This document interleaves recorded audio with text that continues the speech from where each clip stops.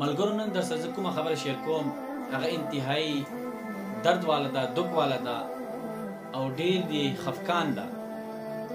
تاسو ته پته ده د تحریک انصاف کوم مرکزی رهنما چې میا عباد او هغه ډیرې مودې نه جیل کې بنو او دغه ټایم کې د هغه زوی چې هغه لکه داسې و چې سیریس و ناجوړه او په هسپیټل کې هغه اډمیټ و، مطلب هسپیټل کې داخل و. نو د هغه دا زړه خواهش و چې زه خپل پلار ووینم، خپل پلار سره ملاقات وکړم، خپل د پلار مینه ووینم او خپل د پلار دست شفقت وګورم چې خپل پلار ما باندې دست شفقت کیږي.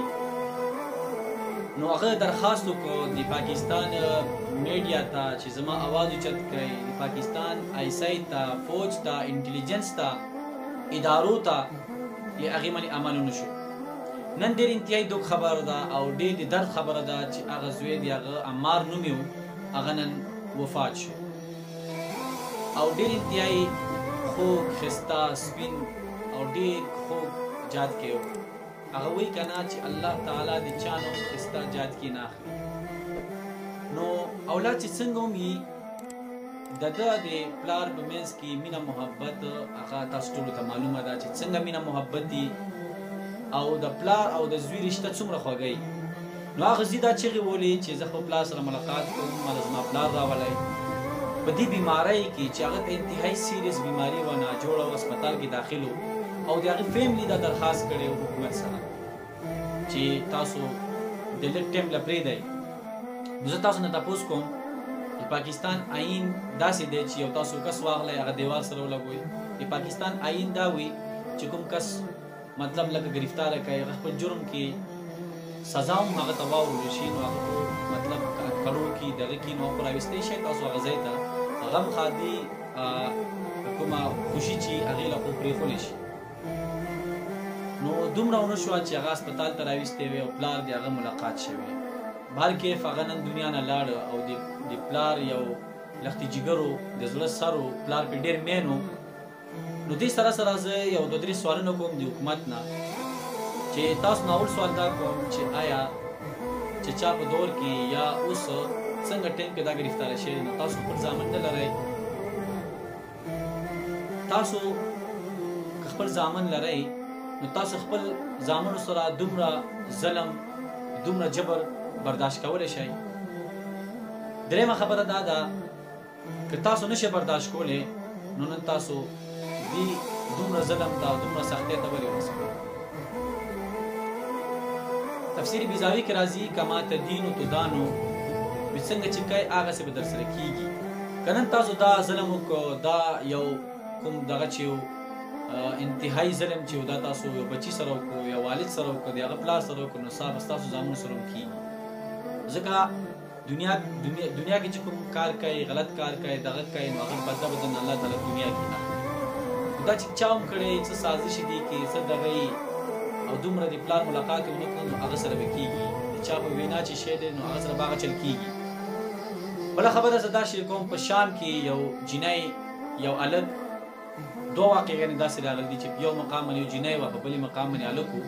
هغو اخري ټایم کې دا یو چغه کړې وه چې په دنیا کې 32 ممالک دي، 52 ممالک دي، مسلمانان دي، آیا دومره څوک نشته چې موږ بچاو کړي؟ او ورسره دا خبره وکړه د قیامت پر ورځ به زه الله تعالی ته دا خبره کوم چې ای الله دومره خلک و زه یې بچ نه کړم. او دا خبره هم ورسره وکړه چې قیامت پر ورځ به دا څومره حکمرانان چې دي، مسلمانان چې دي، طاقتور چې دي، د دوی به ګریوان یو زما به لاس یو د الله تعالی میدان وي. نو زه خپل نن پاکستان انټیلیجنس ته، ISI ته، څومره دغه چې دي مختلف ادارې چې دي هغو ته دا وایم چې تاسو به سهار د قیامت پر ورځ الله تعالی ته مخکې کېږئ ولې الله تعالی عدالت به نه لګي. ولې نبي اسلام حدیث ګڼي دغسې الظلم ظلمات یوم القیامه چې ظلم چې څوک کوي هغه به د قیامت پر ورځ تیاري کوي. نو تیاري نه څه مراد دی؟ یعنې سخت حالاتو کې به وي. ښه دا ستاسو مخکې نه و؟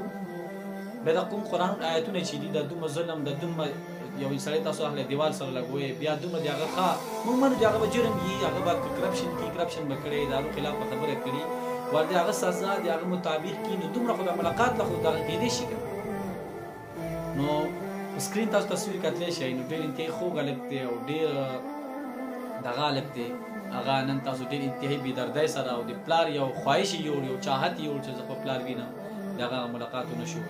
نو ملګرو نن انتهایي دک خبره ده او د ډېر درد خبره ده.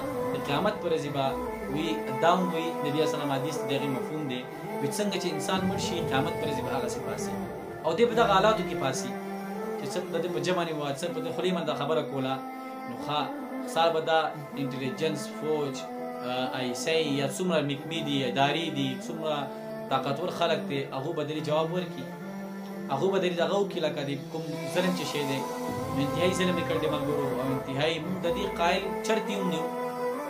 نو داسې هغه مخکې ورځې ملا فضل الرحمن صاحب نه چا تپوس وکړو د دې خبرې چې د عمران خان خلاف خبرې ولې نه کوي هغو دغه وویل چې هغه دې وخت کې جیل دی نو چې جیل کې دی هغه بند دی دغه دی نو ماله نه ده پکار چې زه د دې وخت کې په جلسو کې یا نور دغه محفلو کې د خلاف خبره وکړم او نه یې ده کړې نو دې وخت کې خو یو کافر یو دشمن یو بې اسلامه سړی هم داسې نه کوي.